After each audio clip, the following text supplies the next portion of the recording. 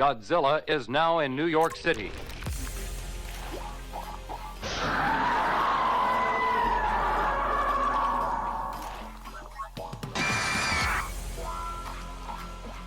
Monster 01 and 02, commence the attack.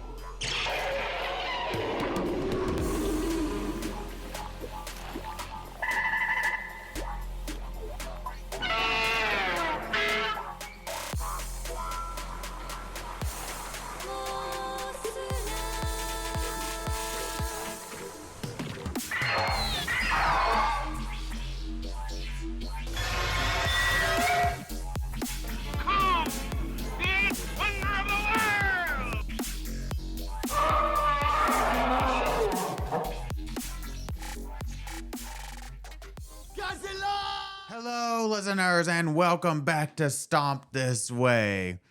Andrew, we've got a big movie today. Oh, yeah, we do. One of the biggest we've done.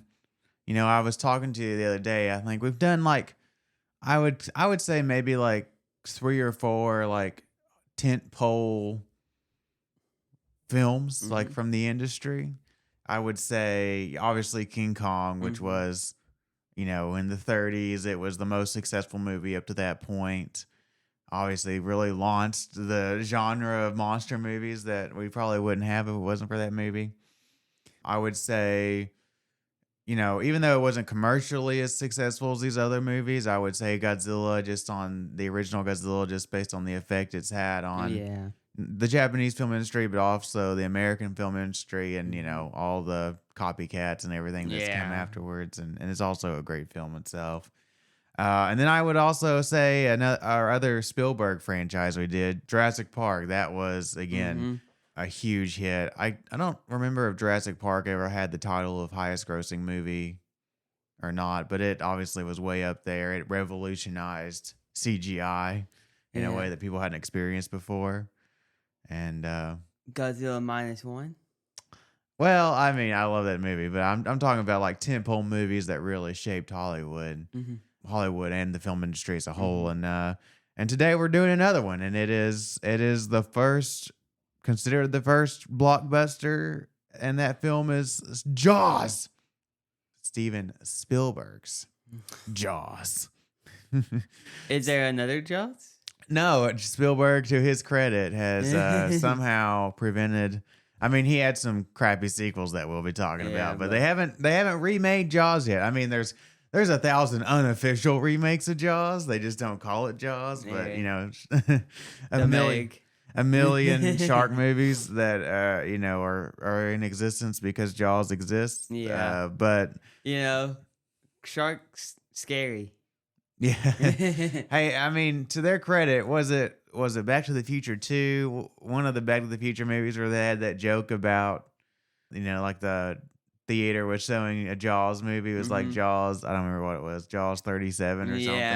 And the holographic shark came out and like ate him or whatever. Yeah. We haven't got that far yet. But I'm sure if it was up to the studio alone, they would have. But yeah, we're here to talk about the original 1975 film Jaws. Now, me and you obviously have seen this movie probably a dozen times. God, you know, it was a staple growing up for us.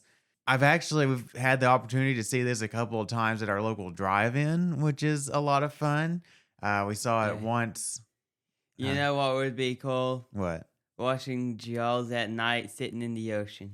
There is a thing people do. I don't think it's in the ocean. I don't know if it's in the ocean or in a lake, but where there's like I don't know if they do it annually or if it was like a one-time deal for the 50th anniversary where just a bunch of people got on a lake in boats and just floaties and stuff, and they projected Jaws on a screen in the middle of the lake with people floating in the water. Now that would be at night. At night, yeah, that would be an experience. But now I got to see it during COVID when the drive-in had no other movies to play. They did like a double feature of, funny enough, Jurassic Park and Jaws. And then I think for his 50th anniversary, they did a double feature of Jaws and Smokey and the Bandit.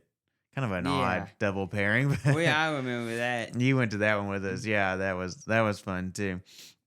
But no, that's a fun way to see it because so many people did see it that way in the 70s, I'm sure. But Yeah, so we've seen this movie a dozen times. I mean, no spoiler here. I think to say that I love this movie. It's one of my all-time favorites. But yeah, yeah.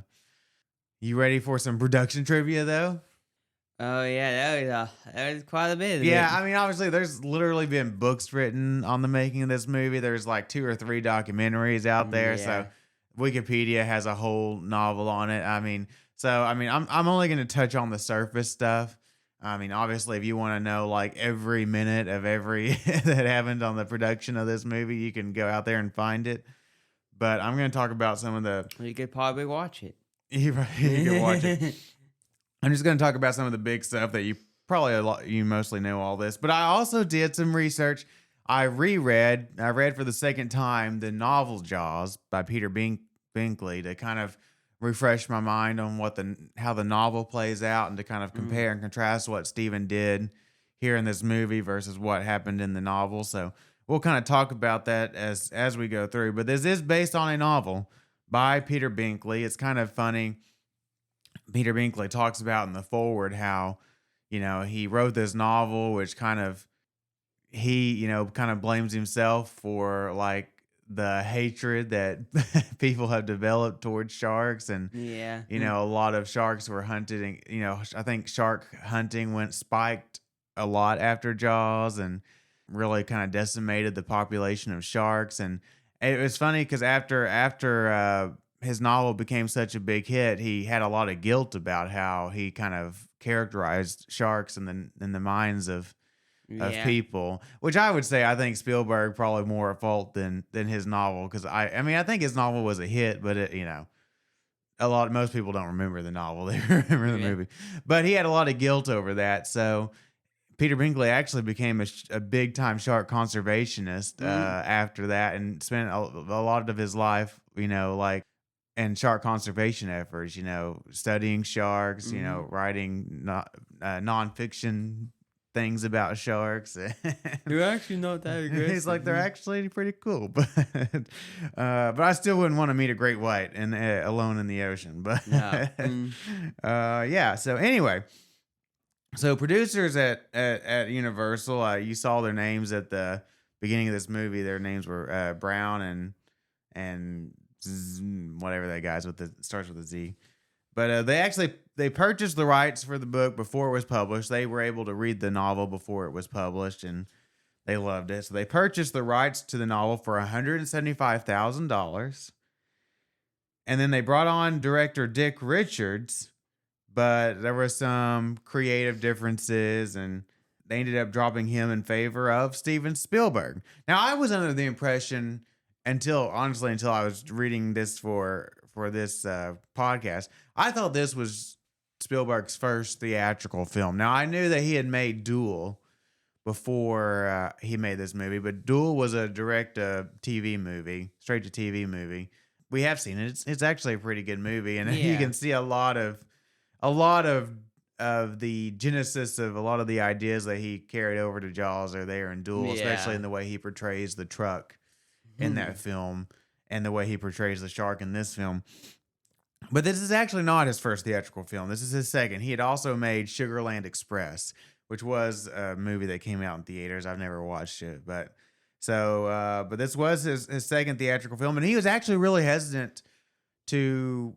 I mean, he signed on at first, but then he wanted to back out of this movie because he got afraid that he was going to be kind of typecast as kind of like a monster movie director. Not that Duel is a strictly a monster movie, but the truck is essentially a monster in that Yeah. movie, and he thought he would get typecast as like this monster movie guy.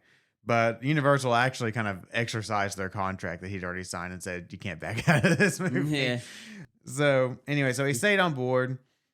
And Peter Binkley himself actually wrote the first 3 drafts of this script, and he is credited as one of the 2 credited screenwriters on the movie. But he had a lot of trouble, like he never wrote a screenplay before, and he had a lot of trouble like adapting his characters onto the screen.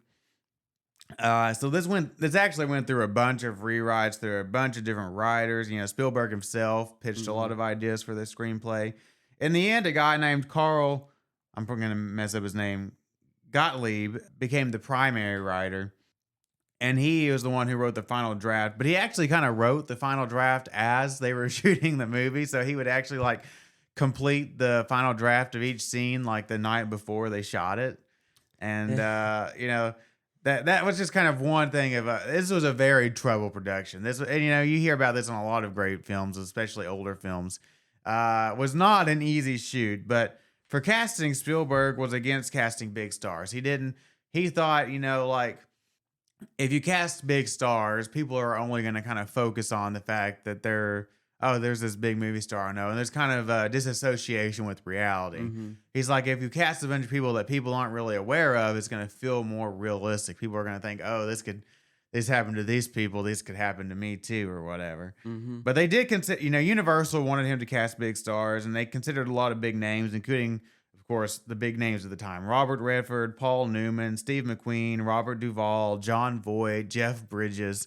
We're all, you know, names that passed across somebody's desk at some point. But we actually got the three that we got, which was, you know, Roy Schneider, Richard Dreyfuss, and Robert Shaw. But anyway, so initially this was scheduled to shoot for 55 days on a budget of like $3 million. But they ended up taking 159 days to shoot and ended up triple the initial estimated budget. Because Steven Spielberg, you know, he was young. He wanted to make an impression. He was very much a perfectionist. He wanted to shoot this on the open water. Yeah. You know, and even I think he said, looking back on it, which I'm glad he didn't, but he said, you know, looking back on it now, he's like, I could have shot it in a tank and the Universal backlot, and got this thing on time and under budget or on budget, but he wanted to shoot out on the open sea. So where did they shoot at? Well, they shot it at Martha's Vineyard at the time. It's kind of funny reading it because he was like, I wanted to capture like a place that would capture that the middle class kind of feel. And I guess in the 70s, Martha's Vineyard was kind of like this sleepy coastal town. Yeah. Now it's like, you know, owned by the richest elite of the elite. You know, Oprah. I think the Obamas have a house on the vineyard.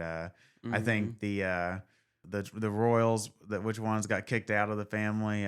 Prince, is it Harry? Yeah. And his psycho wife have a mansion on Martha's Vineyard, but back then it was like a sleepy middle class, you know, coastal town. And apparently I was reading like he also chose it because like for like 12 miles off the coast, it doesn't drop below 30 feet deep. So they could like get out there and have, you know, the mechanical sharks without fear of them sinking, you know, to the depths of the ocean, and they could have people on the seafloor kind of helping, you know, operate the sharks and do all that without the land in sight, which, you know, so, you know, that helps. But they built 3 mechanical sharks for this film. But of course, notoriously, they had a lot of trouble. They were supposedly waterproof, but then you get them out in seawater and they're not really waterproof. And the seawater really played hell on the hydraulics, and they were constantly leaking and breaking down. And they also built 2 full-size models of the ship, of the Orca, for this, and one of which was built to sink on command. Oh, you know. So, but I also think the one that wasn't supposed to sink by the end of the shoot was taking on a lot of water, and they were having a lot of trouble.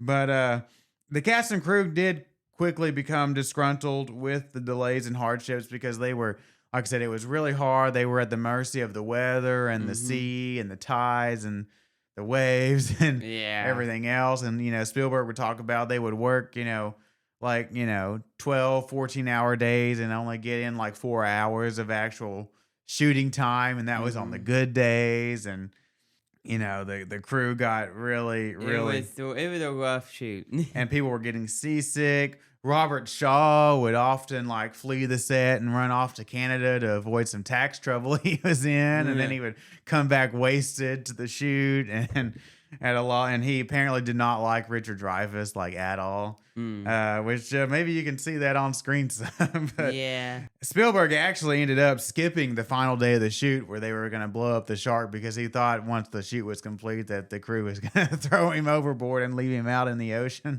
because they were so sick of him. Wow. And I guess it actually kind of became a tradition for him to skip the final day of the shoot on his movies after that because it turned out so well.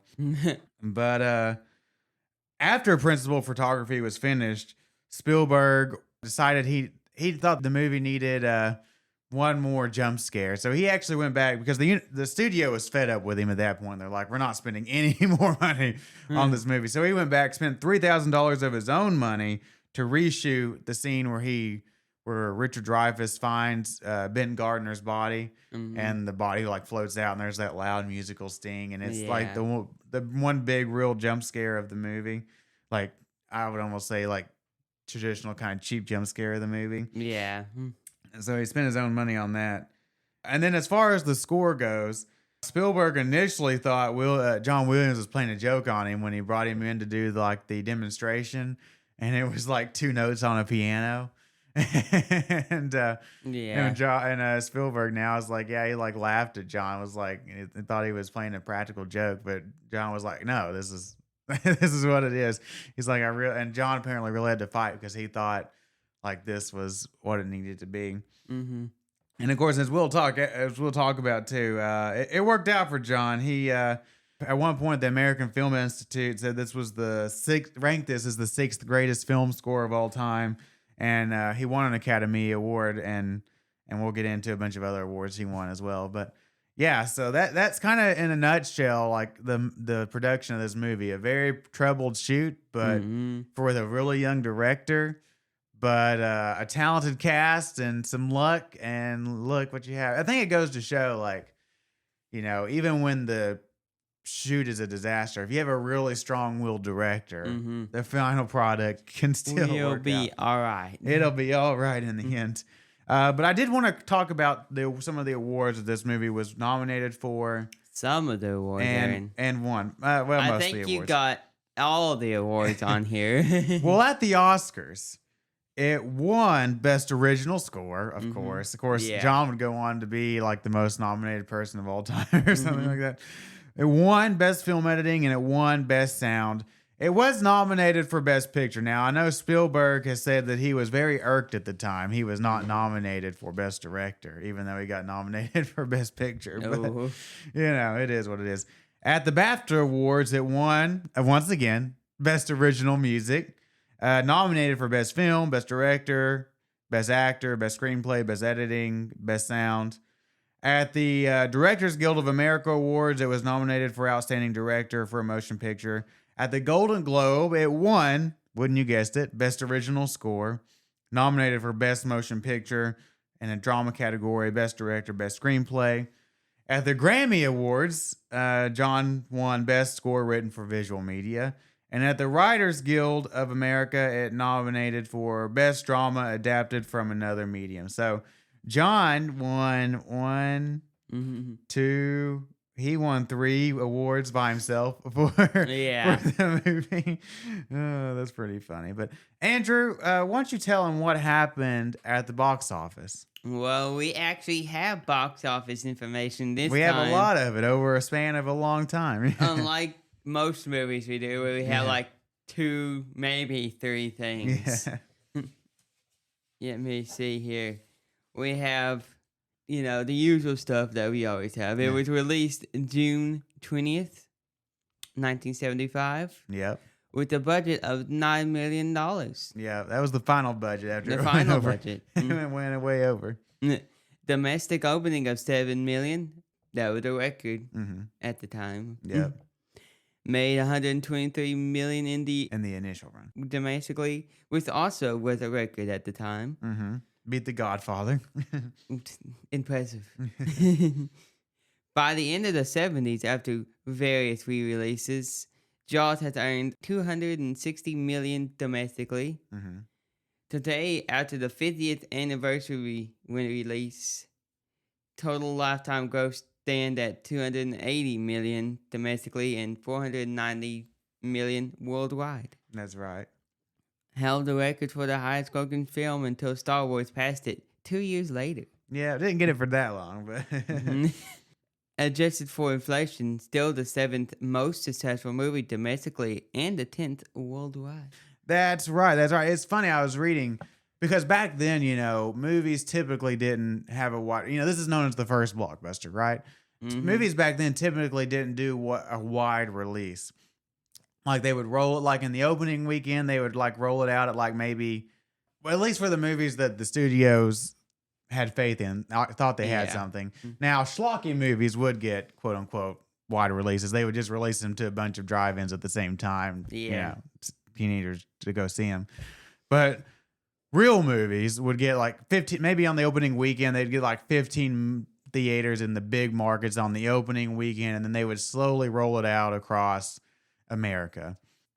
And that's, they felt like they were building momentum that way, building word of mouth, because back then, in order to get word of mouth out, you had to wait for like a weekly publication, right? You couldn't just get on the internet and see everybody talking about it. Yeah. But for this movie, the studio decided, you know what? We think this movie will best be experienced if as many people as possible see it at the same time, and then we can really explode the word of mouth out there. So they did what back then was considered a wide release, which was like 470 theaters. Nowadays a wide release is like 3,000 plus theaters or something. But 400 something theaters, which has helped obviously get the opening record of 7 million. But it was really the first film where you had people literally across them, not just in one or two theaters, but literally across America all at the same time, lining up around the block to get tickets for the movie, which is where the term blockbuster comes from. Yeah. So, this was really the first one, and then Star Wars would really reinforce that idea a couple of years later. But so I mean, obviously, a huge movie in terms of just what it did for the industry, and how it really shaped how movie studios approached summer films. But anyway. Let's listen to the trailer. I believe this is the 50th anniversary trailer I've got pulled up here on YouTube. And then we'll come back. We'll talk about the cast and crew. We'll read the plot, and we'll talk all about Jaws. See you in a bit. It's a beautiful day. The beaches are open, and people are having a wonderful time. Amity is a summer town. I don't think you appreciate the gut reaction people have to these things. You yell barracuda, you're racist, huh? You yell shark, we've got a panic on our hands on the 4th of July.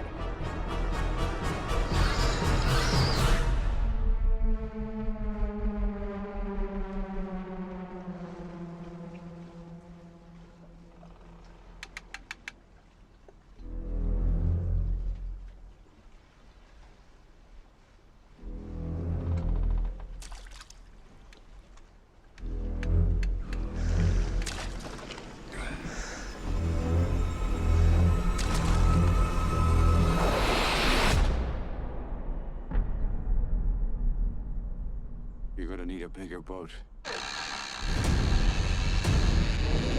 What we are dealing with here is a perfect engine, an eating machine.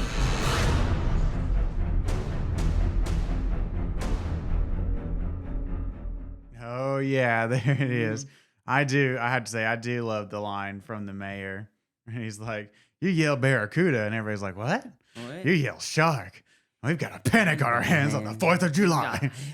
I know. I was telling Andrew, I mean, this is a 4th of July movie. I mean, it's obviously, they say it's set on the 4th of July, but it's really broader than that. I think it's a summer movie. So the fact that we're recording this podcast on Memorial Day weekend, the unofficial start of summer, I think it's pretty fitting. But I actually didn't. I mean, I wanted it to be around the start of summer, but I didn't actually intend for this to land right on Memorial Day weekend. So that was kind of a happy accident. But anyway, let's talk about the cast and the crew.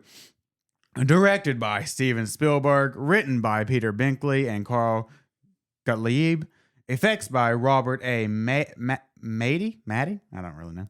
Music by John Williams, and starring Roy Scheider, Robert Shaw, Richard Dreyfuss, Lorraine Gary, and Murray Hamilton. And the plot is more or less as follows. In the tourism-dependent coastal town of Amity Island, panic erupts when a giant great white shark kills a young woman.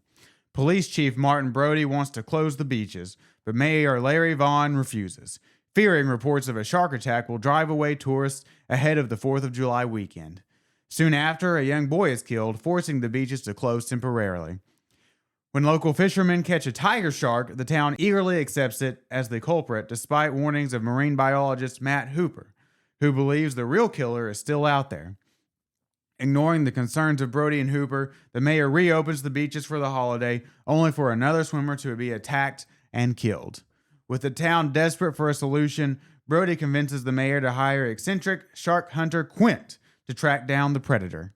Brody, Hooper, and Quint set out aboard Quint's boat, the Orca, and are stunned when they finally encounter the massive shark. Early on, the men manage to tag it with flotation barrels and begin to bond during the hunt. But as the ordeal drags on, the shark relentlessly attacks the boat, damaging the Orca and pushing Quint deeper into obsession. Eventually, the Orca's engine fails, and the vessel begins to sink. In a final attempt to kill the shark, Hooper descends in a shark cage, armed with a lethal toxin spear, but the shark destroys the cage. Hooper narrowly escapes and hides beneath the wreckage. Moments later, the shark bursts onto the deck and devours Quint. As the Orca slips beneath the waves, Brody climbs the mast while the shark closes in with a scuba tank lodged in its mouth. Using his rifle, Brody shoots the tank, causing a massive explosion that blows the shark apart. Hooper resurfaces, and the two survivors begin the long paddle back to shore as credits roll. More or less? No, it was more or less the plot. That is pretty much the plot. More than less, I think. More than less. It is a pretty simple plot. It's not, I think, and one of the big differences that, is immediately evident between this movie and this book is this is a very streamlined plot. This is like 101 in monster filmmaking. Don't load it down with a bunch of subplots and drama. And I mean, there's drama, but not like domestic drama and all this. Just make it about these guys fighting this shark. And that Spielberg did that. So, because, Spielberg, he's not a credited writer, but he had a lot of input over what this movie was going to be about. And he and the writers of this film and Carl, the main writer on this film, were really smart in the way they really streamlined this plot. I mean, it's still a long movie. It's still a 2-hour movie, but, kind of long for a monster movie, but a really streamlined plot. In the book, I think my main complaint, I was rereading the book for the second time over the last couple of weeks. The book actually, it's divided into 3 parts. He very clearly lines out the 3-act structure for you. He labels it in the book. And part 1 of the book and part 3 of the book actually hold up really well. And it's a really well-written creature feature, novel. And I think even on the page, the shark comes off as pretty terrifying. And I think Peter Binkley does that really well. The problem with the book, and especially in the second part of the book, it really comes to a head. He loads it down with a bunch of subplots. There's a big subplot about Ellen Brody, who's a much bigger part of the novel, and how she is unhappy because in the book, Ellen was one of the rich people that was one of the summer residents of Amity. Because in the book, there's a big thing about the summer residents versus the year-round residents, where the year-round residents are just like the middle, lower class locals who live off the rich summer people who only live there in the summer or whatever, right? And Ellen was one of the rich summer people who would come in and, rent a house or, for 3 months and then go back to wherever. Whereas Martin was actually the local. He was the one that had lived his life on the island and, he was a cop, so he was kind of poor, right? Where they're going to kind of not quite flip that dynamic because Ellen herself is not a native of the island or anything in the movie. But Brody is actually the outsider. He is from New York, and he hates, and Spielberg added this great thing about how he can't swim. He hates the water, which in the book, he wasn't a good swimmer or anything. That was part of it, but he wasn't like totally afraid of the water like he is in this movie. And he wasn't an outsider, which I think is a great change to Spielberg. But there's a big plot about how Ellen is unhappy with her new life as kind of a lower middle class year round resident. She wants to get back to being a rich summer life. Mm-hmm. So then when Matt Hooper blows into town, Hooper is, one of a rich, Nepo baby or not Nepo, but trust fund kid, and reminds her of her childhood. And then there's this whole thing. She ends up having an affair with Hooper. There's one of the cringiest things I've ever had to read where they're like sitting in a restaurant and like talking out her rape fantasies or something. And it's a really bad subplot. And in the end, it just kind of resolves herself. Like she just decides she's happy with Martin. It's like, okay. And then there's this other big subplot in the book that they spend a lot of time on where here in the movie, which I think is smart, they streamline it a lot. And whereas Larry Vaughn, the mayor, he just wants the beaches open, just because it's a summer town and they live off the tourism, right? Mm-hmm. Well, in the book, there's an added element where he's in debt to the mob, and he is like really aggressive about opening the beaches because he's going to be financially ruined if the beaches aren't opened. And there's a whole bunch about that. And it really all is really centered in the second part of that book. And then part 2 of that book, the shark goes away pretty much for that middle section of the book, and we have to spend a lot of time. And there's a lot of tension with Matt, who they change it in the movie where Brody hates Hooper from like the moment he shows up in the book, but in the movie he actually is excited that Hooper is there, at least for a little while. Yeah, and they do all that. But no, I think the way the movie has, the cold open when you have this young couple go out on the beach and the woman goes out swimming alone, naked, although it's too dark for you to really see the nipple shot. But yeah, it's so funny. This movie's rated PG. Like, I guess that was I thought the movie was originally rated R, but because I think if this movie was released today, it would have an R rating. I think they would skip maybe PG-13. You could get away with, but there's some pretty bloody sequences. But they didn't have PG. PG-13 did not exist. It was back in the 70s. It was either PG or R, and I guess they left it at PG. Well, they had G. I mean, you had G, but yeah, this isn't going to get a G rating. But anyway, from the cold open, when the woman gets attacked by the shark, like, it's so well shot, and the way she like bobs under a couple times and then gets dragged all around, but you never see the shark, right? And I think that's one of the great things that Spielberg does with the movie is how little he actually shows the shark. And some of that was, he's even said, like, if the mechanical sharks would have worked, this would have been like your more average creature feature where the shark was on screen all the time eating people. Yeah. But because the mechanical issues forced him to shoot around the sharks, it actually becomes like almost like Hitchcockian masterclass and imply but don't show. Yeah. And the way that the shark is just off screen a lot. And, as we get into the end of the movie, the flotation barrels, which wasn't an idea invented by Spielberg. There was a little bit in the book about flotation barrels, but Spielberg expands upon it a lot in here in the movie because he had to, because he didn't have a shark that worked. So then he's like, we can just show these barrels being dragged around. But staying in the first act of the movie, the scourge attack, things I really like in the first act of this movie, first of all, it gets right into it. It doesn't beat around the bush. No. We don't take 20 minutes for there to be a shark attack. We have a cold open with a shark attack, and then Brody is immediately notified about the dead body, and then we're immediately panicking about the shark. And it's like, yeah, let's just get right into it. And he's immediately like, let's close the beaches. close the beaches now. And of course, then the mayor's gonna hear wind of it. And it's like, no, we're not gonna do that. And then the mayor, like, blackmails the coroner to basically change his report from shark attack to boat accident. Boat accident. And then, instead of like the Brody wants to keep the beaches closed. Yeah. The mayor's like, only 24 hours. Well, that's after the first shark attack, right? So first of all, they never even closed the beaches. He has the guy, like, he gives the signs to the guy that he bought at the hardware store. He's like, we don't have beach closed signs. We never had to close the beaches before. He's like, make them.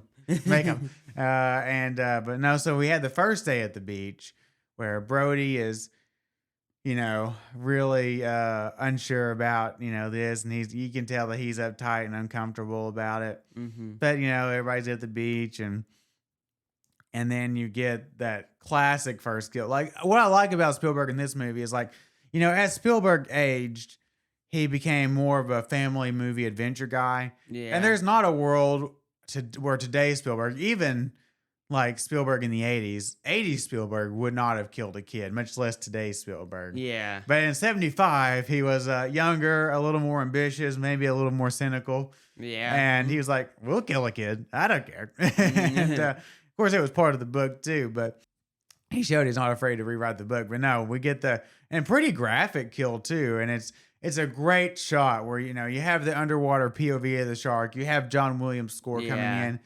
And then you just have the kid on the little raft or whatever. It's on the floaty. On the little floaty raft or whatever. And you just get the shot in the background of the shark doing like the barrel roll with the kid. Yeah. And then you have like the blood like spurting up out of the water. Mm-hmm. It's a pretty graphic scene. And you're like, oh. And I bet that's when people in 1975 were like, oh, yeah, we're in for it. Oh, boy. And yeah, it's such a great scene. And then, of course, all the panic ensues and leads to a really great scene later on, I think. Like the most emotional scene in the movie where, after everything has happened and we've had the local fishermen have caught a tiger shark because the mother's posted a bounty for the shark. Yeah, and that's when they, had the meeting about closing the beaches. Yeah, and they closed the beach for 24 hours. Well, he's like, yeah, we're going to close the beaches. And then the mayor's like, only for 24 hours. When the people start complaining, he's like, only for 24 hours. Because you have like the hotel owner in there and all that. And they're like, well, they're going to kill their business. And yeah, because and they go into it deeper in the book because like they are really dependent on the summer dollars. And like in bad summers, all the locals have to go on welfare for the winter to just feed themselves. And, they really go into the details but I think you get enough of it in the movie to get the point across. You don't want it to go into like the nitty gritty details, but yeah, but the mayor's like only 24 hours. And Brody's like, I didn't agree to that. But, and there's a big part in the book too. They really reduce the role of the local newspaper editor in the movie. Like I don't even know if he's named in the movie, maybe name drop once, but in the book, there's like really a big like triangle between Brody, Larry Vaughn, and the local newspaper editor, and they're back and forth, and the Larry and Martin are at odds with each other, and the newspaper editor is kind of stuck in the middle where he's like, well, I can see why we shouldn't close the beaches, but he's also more sympathetic to Brody or whatever. But anyway, as I was saying, the most emotional scene in the movie, I think, is when the mom of was her Kittner or whatever their name was, comes up and is like, that girl died last week. You knew that shark was in the water, but you let us go swimming anyway. And, my boy is dead. I just wanted you to know that. And I think it's a really great scene. A similar scene is in the book, but it doesn't, in the book, Brody's much more defensive. And here I just like how he takes it in silence. But anyway, so they catch the tiger shark and everybody's all excited. And of course, now Hooper is blown into the movie at this point. Richard Dreyfuss, I think, is playing, Spielberg intentionally kind of modeled the character of Hooper in the movie more after himself, more nerdy, and all this. Because in the book, Hooper was more of a ladies' man. He was, kind of, portrayed as like this hot, young, rich guy, and all the ladies are fawning over him or whatever. And of course, Ellen Brody ends up having an affair with him or whatever. Yeah. And all this. And he's more of a kind of a man's man. And here in the movie, he's more of kind of a nerd, like what you would kind of imagine a guy that studies sharks would be, kind of this nerdy guy with glasses and whereas in the book, a lot of like the issues that Brody has with Hooper, Brody hates Hooper because he's kind of this rich yuppie or whatever. They're going to give a lot of those characteristics to Quint, and how Quint, really despises Hooper because he's like a rich kid that hasn't had to do any blue collar work, and they make the thing about his hands. You've got soft hands or whatever. But anyway, Hooper's blown in and has talked about, seeing the remains of the Chrissy or whatever, the first victim, is like, this was a shark attack. But Anyway, Hooper is immediately like, this shark isn't big enough to be the one that killed that woman. And but Larry Vaughn is gonna override Larry has the big argument with Hooper and Brody about how that wasn't the shark, and he's like, we're gonna open the beaches anyway. And then we have another great sequence where again the beaches are open. Brody's got like patrolling the beach or whatever, and you have the fake out where they see the fin. Yeah. But then it turns out to just be two kids goofing around, and the kids surface, and the guy's got the gun pointed at him. These are to pop those kids. But then they have like the pond, like which is like the little like inlet that's under the bridge or whatever. And he sent his kid off in his little sailboat or whatever in the pond earlier, and then you have the shark go into the pond, and then there's the guy on the little boat, and there's the girl painting. Yeah, and this is the first time you really like get an idea of the size of the shark, because you see the dorsal fin and you see both fins, and you can see how far apart they are, and you're like, oh, it's a big shark. Big shark. And again, John Williams' score comes in, and again, the way the film, and we'll talk about creature design and everything later, but I love the way this is shot. It's so much scarier than just like a CGI shark just like doing a jump scare into frame and grabbing somebody. The way like first the shark like knocks the guy out of his boat, but then the shot overhead where you just see the shark under the water just kind of like glide into frame and grab the guy and pull him under. It's such a great shot. I love it. And the guy dies, and of course, and then the Brody's son is out there and sees this guy getting mauled by this shark, and he like goes into shock, and they have to pull him ashore, and Ellen thinks he's dead, and then take him to the hospital. Oh my goodness, he's dead. I mean, it's some great stuff. But Spielberg has said that his favorite part of that novel is like the last 120 pages when they're out, part 3 of the novel where they're out on the boat, right? Really the last third of the novel. And that was the part of the movie that he was really interested in making. So we looked at the time marker. It's about an hour 12 or so into a 2 hour and 5 minute movie. Yeah. So just a little bit over halfway through when we're going to get out on the boat and get our 3 main characters out on this boat facing this shark, which I think is probably the most, infamous part of this movie. So just in terms of like, time, they get to it faster in the movie. Like like I said, in the book, it was literally like the last third of the book. The book's 320 pages or whatever, and it's like the last 120 pages. Here is about halfway through. We're going to get on the boat, which I think is a good instinct, because I agree with Spielberg. I think that's the best part of the book. Now, I will say they changed the dynamic, right? So in the book, none of these characters ever liked each other. Like Brody hated Hooper from the word go. Quint didn't really, I mean, they had a couple of cutaways to him, but he really didn't become a character in the book until the third act.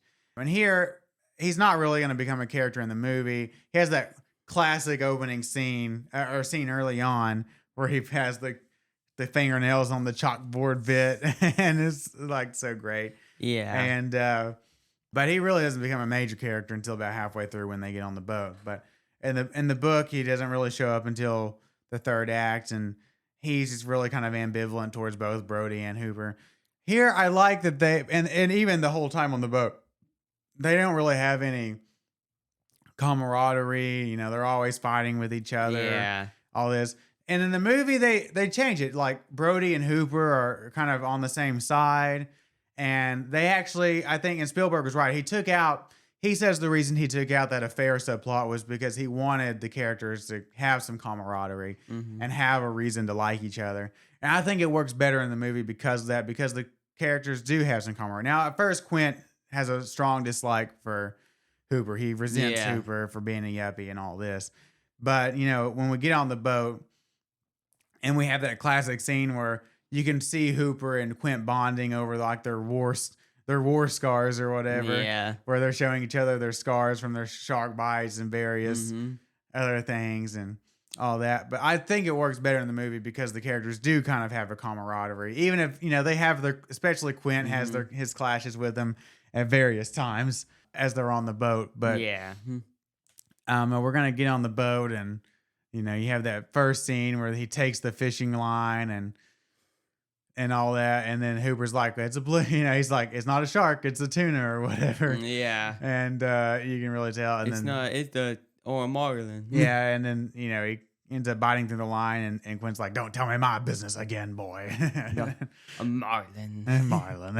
And I do love their interactions, and that's great. I really like Robert Shaw is really a force in this movie. I know they had a lot of issues with him offset or off camera, but his delivery, his accent that he's doing, his He's gruffness. probably, half drunk half the time. Yeah, I have read before, like the scene, and let's talk about, I think one of the greatest movie monologues of all time. There's some dispute about how much of it, like who's responsible for this monologue, about who wrote it, how much of it was ad-libbed by Robert Shaw, but this monologue about how, and it's based off a real story about the USS Indianapolis that had, was in the Pacific War and had gotten sunk by a Japanese submarine, and how 1,100 men went into the water and only 200 of them came out, and they had all gotten eaten.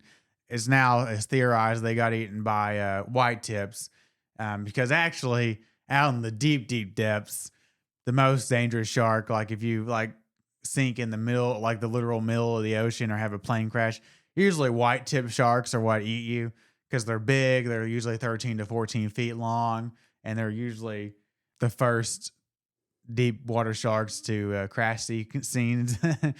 But so they weren't eaten by whites, and they don't say that they were eaten by whites in the movie either, but just his delivery and talking about this incident, and he's like, they have black eyes, they have doll's eyes. Lifeless He says doll a couple of times in the movie, and I love how he says doll. And it's such a great monologue, and it really you don't know they're alive until they get you. Until they get you, and those eyes roll back all white, and it's such a great monologue, and the way Robert Shaw. But I have heard, like, the first time they tried to film it, they had let Robert Shaw offset while they were doing something else, and he come back completely wasted. And they tried to film it with him actually drunk, but he just couldn't get the lines out. So they had to come back the next day with him sobered up and film it again. But and you can really tell Hooper really clashed with Quint.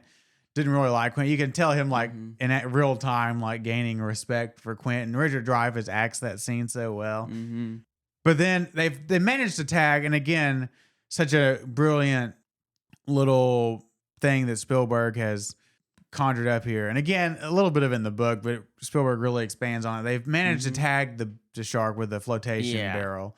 And so they can track the shark, but he managed to pull the barrel underwater, and then you see that barrel come up, and it's nighttime right now. And then that shark just rams the boat. And it's like, oh, this shark means business. Anyway, so they go, and they're starting to take on water, and then they manage. The sun comes back up, and they're okay for now. They're pumping out the water, and shark comes back. They manage to tag it with a few more barrels, but the shark just keeps coming back and hitting the. I did want to mention it was a little bit earlier, but I think it was. I think is it after the night scene where Roy Schneider, or maybe it's after it's still on the first day. Roy Schneider is ladling the chum into the water or whatever. Yeah, that's the first day. And it isn't like a loud music sting jump scare, but the first couple of times I saw this movie, it always got me to jump. Is when he's just ladling the chum into the water, and then you just see that shark just come out of the water. Yeah, that's before they tagged them the first time. Yeah, and then you hear Brody. One of the most quoted lines and most misquoted lines in movie history, where Brody walks backward into the cabin and is like, "You're gonna need a bigger boat." People always say we're gonna need a bigger boat, but it's you're gonna need a bigger boat. Yeah. And then they go outside, and that's when. And Hooper's like, I think it's a 20-footer. And Shaw's like, 25. 25. And, which, it's not too outrageous for a shark size, right? I was doing some reading. I don't think they talk about it in the movie, but they did talk about it in the book, how there were reports like in the olden days. There's like an 1870s report about a 36 footer, and then a 1930s report about a 37 footer or something. Mm. But the biggest recorded great white is a 20-foot female great white, which is generally considered like the maxed capacity of a shark. They've gone back now and they think that one of them was probably just like a measurement error. They just didn't measure it right. Yeah. And the other one they think might have been confused with a Baskin shark, which is a different kind of shark. Is the second largest shark. Can grow up to like lengths of 30 plus feet, but they're non-aggressive sharks, but they're usually bottom feeders. But 25 is not too outrageous of a shark size. But anyway, so the shark is attacking the boat. They've tagged him a few times now. You keep seeing those barrels come back around, and you can tell that Shaw is becoming. He's becoming Ahab, right? I do love that Quint becomes Ahab. And the first time that Brody like tries to radio for help, I think does Quint like purposefully like knock over the lamp to distract Brody from making the radio call. And then later, as Brody goes to like make a radio call, Quint just takes a bat and just wrecks the radio. Wrecks it. And then, eventually Shaw is like, okay, well, this is not working. So he's going to lure the shark into shallow waters, right? But by that time, they've taken on a lot of water, added a bunch of extra weight. Yeah. And he pushes the engine too hard and it blows up. And then they're just dead in the water. And at this point is where Hooper is going to decide to get in his shark cage and go try to stick it with a lethal concoction, right? And there was a sequence in the book where Hooper got in the shark cage. He was going to shoot it with like an explosive harpoon head or something. But Hooper dies in the book. The shark gets him and eats him and kills him. And so the only survivor in the book is Brody in the end, because Quint also does get eaten by the shark. But I was reading about it, and supposedly Spielberg was ready to just like write the cage sequence out of the water, but they had went out. One of the underwater photographer had went out and filmed a bunch of underwater scenes with real great whites, and they had put and you can tell watching the scene too, some of it is a real shark. They put a miniature cage in the water to make the real shark look bigger, and he actually got some great footage of this real shark like attacking this shark cage. And so Spielberg saw the footage, was like, oh well, we gotta keep that scene in the movie so we can have an excuse to use this footage. But but Hooper gets out of the cage and is able to swim to safety, but doesn't resurface for a long time, which is a little weird. But then the shark does Would you resurface? Nah, I'd be like, I'm hiding under the coral, baby. The shark does the classic great white like leap thing and leaps onto the boat and is really like sinking into this point. And Quint is like, trying to hold on, but he like his fingers get rolled over by like the scuba tank or whatever. Yeah. And he like starts sliding down, and it's the way they film it, like with him using his legs to try to keep out of the shark's mouth, but then shark ends up getting him and bites down, and he spurts blood and again gets dragged into the water. And then the shark comes back and like breaks into the cabin to try to get Brody. And at some point in there, it gets the scuba tank caught in its mouth. No, remember it was Brody that took the scuba tank and shoved it. Yeah, he takes it and he throws it in the mouth. It's a little lucky that the shark just doesn't penetrate the tank with its teeth and blow it up right there. But then as the ship is like really sinking, Brody climbs on, gets his rifle, right? Climbs onto the mast or whatever that tower thing was. And of course, the classic shot. Apparently, Spielberg wasn't there to film it because he thought the crew was going to kill him. But where he's taking the shots at the shark, and in the book, again, a change. The shark, like the boat sinking, and Brody's just kind of caught on a floating piece of driftwood or whatever, and the shark is swimming at him, and Brody thinks he's dead, but the shark just kind of finally dies from all the harpoon wounds they put into it and just kind of slowly sinks to the bottom. But in the movie, Spielberg thought that they really needed a more finite, like oh, the shark is dead, like release moment. So they came up with this sequence where he shoots the scuba tank and it blows up. Yeah. And shark gore goes everywhere. And then the half that's left sinks to the bottom. And then Hooper resurfaces and they attach a couple of those barrels to a piece of some plank wood. and they start paddling back ashore. And then you get the shot as like they're really coming up on the shore as the credits are rolling or whatever. I did love the line where Hooper was like, or Brody was like, I used to be afraid of the water. And Hooper's like, I can't imagine why. I can't imagine why. And and that's the end of the movie. But no, it's such a great movie. I mean, Yeah. it's 2 hours and 5 minutes, which usually I would say is too long for a creature feature, but I never really feel the length. I think No. it's paced so well.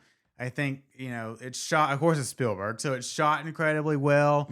I think the main trio, Dreyfuss, Shaw, and Scheider are such great actors. I mean, if you didn't have, like I already talked about, Spielberg's strong direction on a troubled shoot to keep it together, but also these three actors like really carrying the weight of this movie.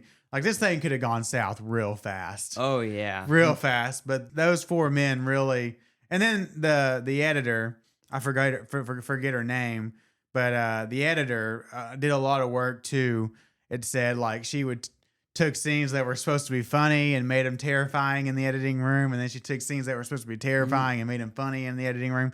She did a lot of work to really put this together. Most directors would have just, shot it in a tank in the back lot of a and that's what I studio. think. And I think Spielberg, if he redid this movie today, would shoot it in a tank in the Universal back lot. But I think the fact that they were on the sea gives it such a because you can't. I mean, you can do a lot, and it's like in a tank in a pond in Hollywood. Yeah. But it's like you couldn't have recreated those wide shots with the boat, with the horizon, like the sea and the horizon on the background, just sitting there. Like, especially in 1975, you wouldn't have been able to recreate that. No. Like I was watching, even today, I was watching a movie, that Australian shark movie, what was it called? Machines of War, War Machine or whatever, about the Australians who got sunk in World War II and then they had to fight a shark or whatever. And I mean, it was a lower budget movie, but it was made in like 2025. Yeah. And it was so painfully obvious that they were shooting it in a tank on a studio backlot. And they had to the whole movie was set in fog to hide the fact that they were in a little bitty pond on a backlot. Yeah. So the fact that they shot this out on the real sea, It's amazing. I mean, may have been a pain in the ass, but I think it paid off in the end. The visuals are so great. And such a great movie, and so many people worked so hard to bring to life. And and I think we need to get into creature design, because I think obviously it's notorious. I've already said it. The mechanical sharks didn't really work most of the time. No. But I think when the shark does show up, it looks really good. Yeah, Obviously, they have when they could actually get the working. when it could work well enough for them to shoot it. But a lot of the early first half is you just see the fins, and that stuff it works great. It's just so menacing, just the fin coming out of the water, and then that scene, like I said, where you just see the shark gliding under the water and grabbing that guy, or where you see it do the barrel roll with the kid. I mean, all that stuff looks great. And then on the ocean, when the shark is swimming past or coming up with its jaws open, I think all that looks great. The only scene where I think it's really obvious that it's a mechanical shark is when it does the leap onto the boat and it's wiggling around on the boat. I mean, you can tell at that point it's obviously a mechanical shark. But even that scene, I think, is shot so well by Spielberg, with Quint trying to fight to keep from its jaws. I never feel like, oh, this is cheesy, or oh, this looks cheap. And then the underwater sequence, like in the cage, obviously some of that is real sharks, but when it's the mechanical shark and it's got its maw open and it's trying to get at Hooper or whatever, that stuff looks great. I think the shark looks really good in this movie. I think it looks terrifying. At no point, like I said, I mean, the one sequence on the boat, I mean, you can tell it's a mechanical shark, but at no point am I like, oh, this is a cheap B movie or anything. Of course, the fact that it didn't work really helped, like just the way that they show the shark without showing the shark early on when it rips off the fishing dock because the guys throw the pork roast into the water. Yeah. And then it turns around. A lot of Godzilla 98 would copy a lot of scenes from this movie. Turns around with the dock and it's coming at the guy, and then later when they get the barrels on it and you just see the barrels coming at you and you're like, oh, here it comes. Such a great device that they use to show the shark without showing the shark. Yeah. But I love all that. And then effects, I mean, again, we kind of talked about it, but the mechanical sharks look pretty good, even though the trouble. I think the makeup effects, the blood effects, like the shot, like I said, when the kid gets got and you just like they have like the fountain of bloody water coming up. I love all that. I think the model of the boat, like the orca, looks great that they have out on the sea, and and the way it allows them to film. It's not they don't. I mean, they probably did have an interior set for the cabin, like when they were sitting around the table and doing all that, so they could get the camera in there. But so much of it is shot on a real. It's a model boat, but it's a real boat out on the sea. Yeah. And the way that they move the camera around that, they don't have to do any weird like digital effects or anything like that. I did notice it that just for the first time this time, and I had to Google it. I did notice that Spielberg added in a couple of shooting stars in a couple of night scenes. No, really? And I just noticed it this time in the background. I was like, and I Googled it as like, was those shooting stars real in Jaws? And they're like, no, I don't know if Spielberg's ever addressed it, but it by all accounts, it's something that they drew onto the film after the fact. Wow. But that was kind of just a neat little thing. But no, I love the way they pull in the boat, the sinking boat prop looks great. Oh, And, yeah. I love the way like the cabin, as the cabin sinking, and the boat and the shark just like breaks in through the cabin and Breaks into the window and yeah. So like on a technical level, I have no issues with how this movie was pulled off. And then the score, John Williams, just early on in his career, How only had 2 notes. out of 2 notes, he makes such an iconic score. I mean, that bum bum bum bum bum bum bum bum bum. I mean, you can I still to this day you tense up when you hear that music. You're like, oh, something bad's about to happen. He did have an orchestra, Now, I really noticed it paying attention this time, getting ready for this review. There are a couple of scenes where he gets to do his more classical, like orchestral, big, grandiose themes, like the scenes where specifically where they're trying to shoot and tag the shark. It's more of like that adventure type orchestral music that John Williams is so, renowned famous for. But what he won the Oscar for was those 2 notes. It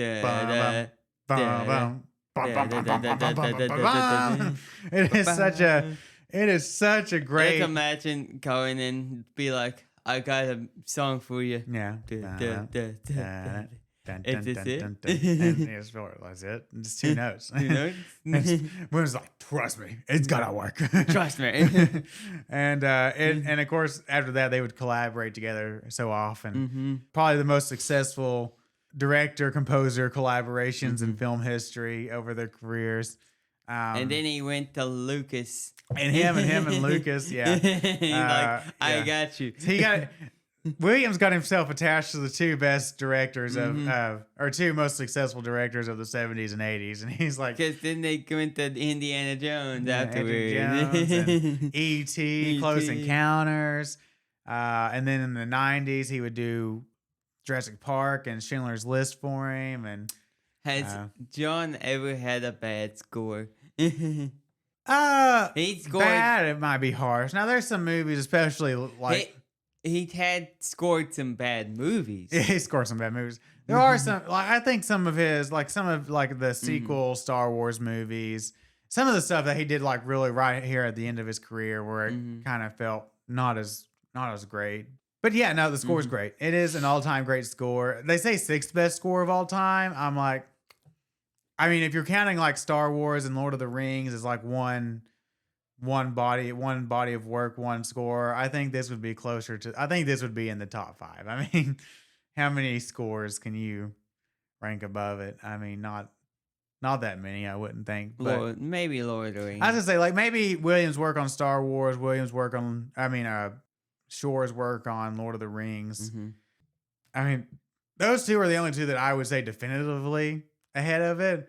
And I think after that, I think you get into some real arguments about. Like John Williams might be himself on these other scores. Williams is so great. But anyway, I think it's a great movie. But let's get into some final thoughts, and let's get into Other stuff. And let's get into let's grade it. I think we both know the grade we're gonna give it. But Andrew, you got some final thoughts for us? I always have final thoughts. Oh, of course you did. We'll go for it. Well, this movie, we both said, it's great. It's a masterpiece of cinema. It is, yeah. No doubt. No doubt. The acting is great with the dynamic between the three main actors and the mayor. I think everybody in this movie does great at acting. Unlike most movies we watched for this podcast. What are you trying to say? And you see they just go to the street and you come here. You're gonna be acting. No, I agree. I think the cast, even the supporting characters, the mayor, Lorraine playing Ellen. I think it's Murray Hamilton playing Larry Vaughn. I mean, they're both really good. Larry's got that classic line about the barracuda. The barracuda.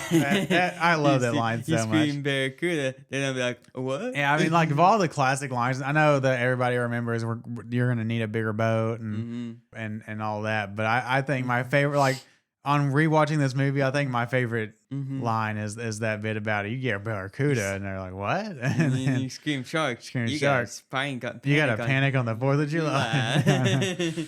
Yeah. Panic on your hands on the 4th of July. But yeah, the acting's great. The score, it's John Williams. Yeah. You're John Williams in his prime. In his prime. And are you done to get a bad score? Yeah. He's one of the most, consistent, good composers. Yeah. He's the greatest film. I know people try to argue and they're like, oh, no, Hans Zimmer. Which I like Hans Zimmer. I don't want to discourage Hans Zimmer. But yeah. No, I mean, if you look at the total body of work, no one touches John Williams and just the number of great scores that he did. He just right at school and be like, when he was in his prime, you could just I need you to score this lightsaber duel. I got you, fam. I need you to score this no big deal. I need you to score this lightsaber duel, and I need it to be the greatest theme of all time. And it's like, okay, I can do it. I can do it. I need you to write a theme for a shark. I got you. I got 2 notes for you. I got 2 notes for you.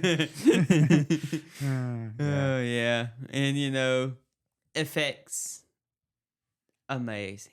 Yeah. Yeah.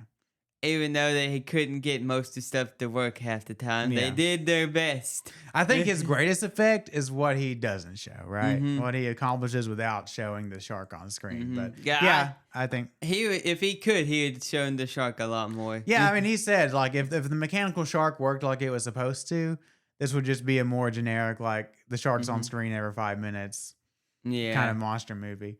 So I think it's a blessing in disguise. I know that when they were shooting it, they were not happy about it, but in retrospect, they spent a lot of money on those. It was a blessing in disguise that they had so many issues with the shark. They're like, we spent all this money on these, and they don't even work. Bruce. I forget to mention his name is Bruce, which is so. I love that Finding Nemo named their shark Bruce. That's such a great reference. Kids would never get that reference, but it's such a great reference. Fish are friends, not food. Yeah. But anyway, it's a great movie. Everything about it is great. I think I'll give this an A+.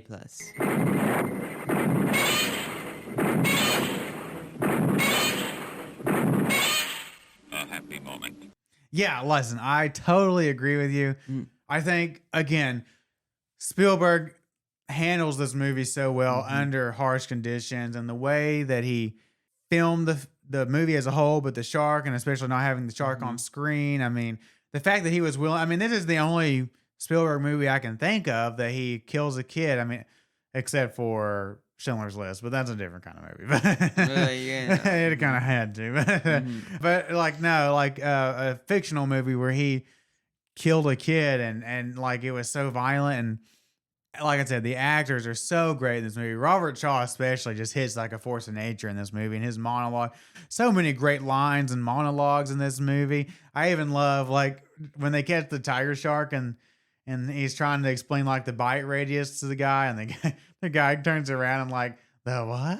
It's just so many small moments that I love in this movie. And oh yeah, it's such a great movie. And every time I watch it, I'm just like still like shocked at like how great the movie is, right? And without this movie, so many of the monster creature features that we love wouldn't have been made. And We wouldn't have a billion, cheap shark movies. yeah, what about all the shark movies that we love, including the one that we're going to be watching next week? But we wouldn't have the Jaws sequels. Nobody would have made Sharknado. Well, I mean, we could have lived without that probably. But no, I love this film. It's one of my all-time favorite films. I mean, it's one of my favorite right up there with my favorite Spielberg films. It's really between this and Jurassic Park for my favorite Spielberg film. And yeah, I still think it is easily, especially on the curve that we grade this podcast on, an A+.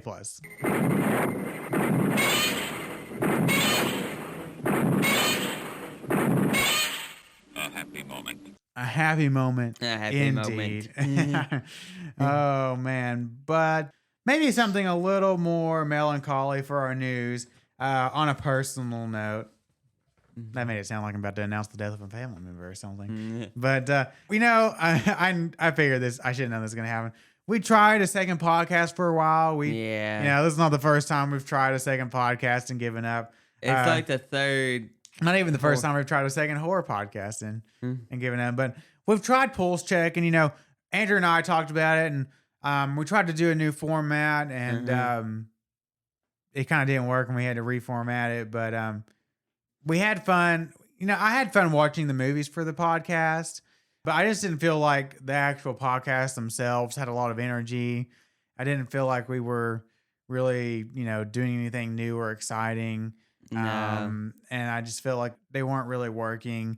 And I felt like it was for me, again, it was starting to become a chore to do the podcast because, me and Andrew have offsetting schedules. He usually works night shift. I usually work day shift and on different days off. So trying to line up our schedules to watch 2 movies each week and then record a podcast over 2 movies each week. And then I had to edit the podcast, and I was really trying to be on time with getting them out on Monday morning and Wednesday morning. It was starting to become a chore, and I don't ever want podcasting for me to become unfun. So it was really starting to weigh on me. And like I said, I didn't think on air it was really working. So we're going to, after a I think it was a good experiment, but after a short-lived life, we're going to retire Pulse Check as a podcast. It's something fun for a little bit, but it was becoming too much of a job. I want to reinvest. I don't want to take energy away from Stomp This Way because I really do. Not that I think Stomp This Way is some great piece of podcast work, but I do have a lot of fun doing Stomp This Way and searching out these little, sometimes terrible movies that we have to watch and sometimes great movies like this and talking about them and doing all that. So I want to reinvest that energy back into Stomp This Way.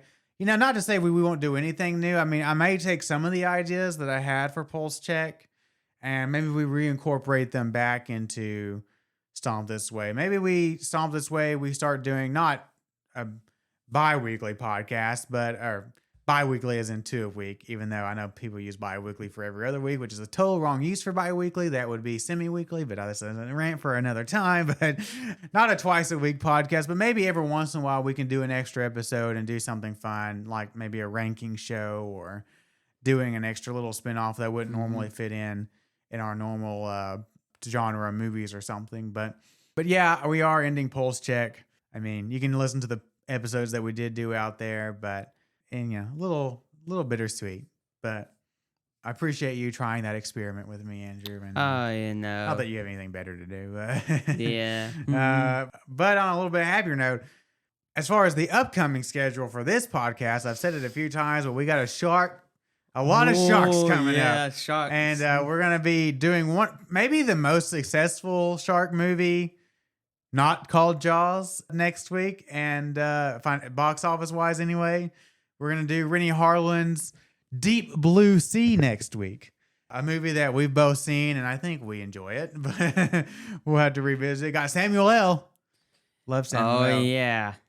And we'll be alternating Deep Blue Sea and Jaws sequels for the next, I don't know, 6 weeks or whatever, leading up to our G-Fest. You know, right now I have G-Fest as an empty slot, but since we're not doing 2 podcasts a week, maybe we could do a little movie or something, and then we record it before we leave that week. I don't know. I'm not going to commit to that. Maybe we just take a week off like we did last year. Mm-hmm. But and then when we come back from G-Fest, we're going to do the Thing trilogy, which is the 1950s original, and then of course Carpenter's classic 80s remake, and then the prequel remake thing to Carpenter's movie that came out in 2011, I believe. Yeah. And we're gonna have a lot of fun with that. And then I got to come up with some movies to close the year out. Of course, we have our Halloween October extravaganza where we're gonna be doing Toho Transhuman series, whatever you want to call it, with the H-Man, the Human Vapor. That's Human Vapor. And then the Secret of Taligian or whatever that one is called. And I did see that the Human Vapor is coming to Netflix. I believe, at least on Netflix Japan, it's coming out in like July, which I don't see why, since it's a Netflix original product, why they wouldn't just release it on all global Netflix.